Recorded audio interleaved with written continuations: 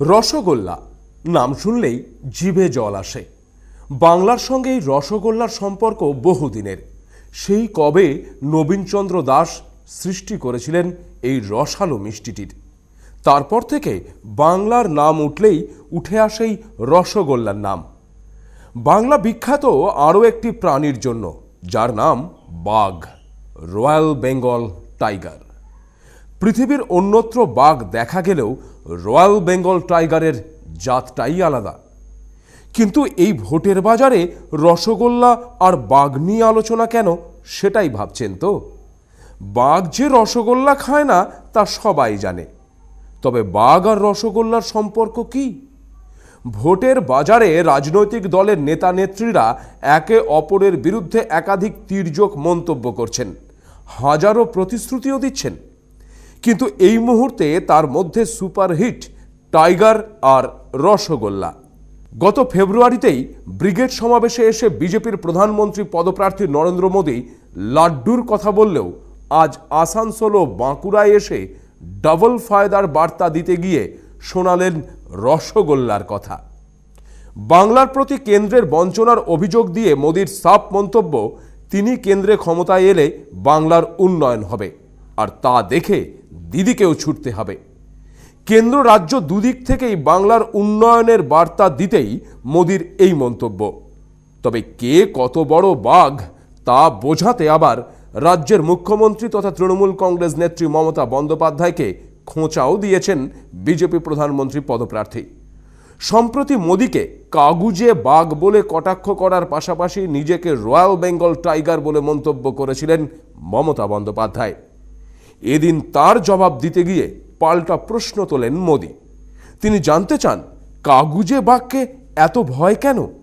সারদা কাণ্ড নিয়ে মমতা বন্দ্যোপাধ্যায়কে কটাক্ষ করে মোদী জানান, আসল বাঘ চোরদের বাঁচায় না। টাইগার এত দুর্নীতিতে ডুবে কেন, সে প্রশ্নও তোলেন মোদী। পাশাপাশি সংখ্যালঘুদের জন্য রাজ্যে ভোট ব্যাংকের রাজনীতির অভিযোগও করেছেন।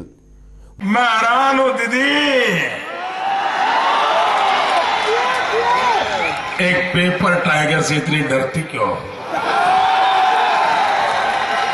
और असली टाइगर सामने आया तो आपका होगा क्या? अगर पेपर टाइगर इतना महंगा पड़ रहा है तो जब पता चलेगा असली टाइगर की ताकत, तब आपका हाल क्या होगा दीदी? अरे आप टाइगर की बातें कर रही हो, अगर दम हो टाइगर तो उसमें होता है जो शारदा चिटफंड के लोगों को जेल में डाल दे, जांच करे, गरीबों के पैसे लाए, तब टाइगर मानेंगे। और मेरे बंगाल के भाइयों बहनों, दीदी मेरे पर कितना ही हमला क्यों न करे, मेरी कितनी ही आलोचना क्यों न करे, कितना ही अनर्गणित झूठे आरोप लगाएं, लेकिन मैं आपको विश्वास दिलाता हूं, जब बंगाल की सेवा करने का मुझे मौका मिलेगा, मैं पीछे नहीं रहूंगा। ये लिख करके रखिए। अगर दिल्ली में मजबूत सरकार बनती है ना, तो ये दीदी को भी ये सारे नाटकबाजी बंद करके सीरियसली सरकार चलाना पड़ेगा।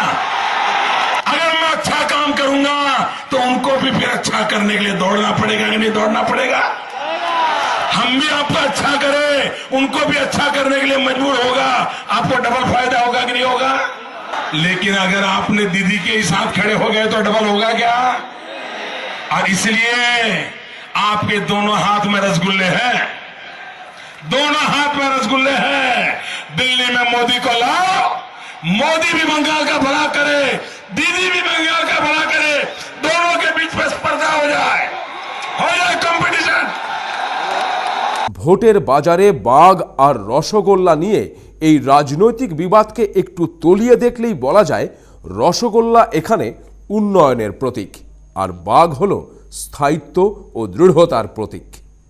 সেদিক থেকে এই মুহূর্তে রাজ্য তথা দেশের স্বার্থে দুটি বিষয়েরই ভীষণ জরুরি। একটি স্থায়ী সরকার ও তার দৃঢ়চেতা প্রধানমন্ত্রী, এবং দেশ জুড়ে সার্বিক উন্নয়ন, যা মানুষকে কাজ দেবে, আর্থিক সচ্ছলতা দেবে। ভোটারদের মন জয় করতে বাগ ও রসগোল্লাকে তুলে ধরা হলেও বাঙালির এই রসগোল্লার প্রেমের একটি নেগেটিভ দিকও রয়েছে। রসগোল্লা বললেই বাংলার মানুষের মন জয় করার পাশাপাশি বাঙালি জাতিটাকে আবার রসগোল্লার মতো একটি ভেদভেদে মিষ্টির সঙ্গেও তুলনা করা হয়।